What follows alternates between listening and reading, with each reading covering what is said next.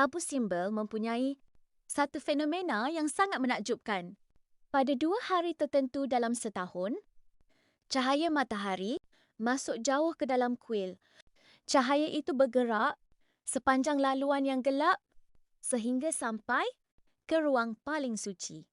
Kemudian, cahaya menerangi patung Ramses II dan beberapa dewa. Fenomena ini berlaku sekitar bulan Februari dan Oktober. Yang mengejutkan, semuanya bergantung kepada kedudukan matahari.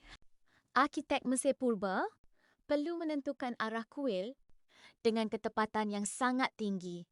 Mereka kemudian menyusun laluan dalaman supaya cahaya matahari boleh mencapai ruang tertentu.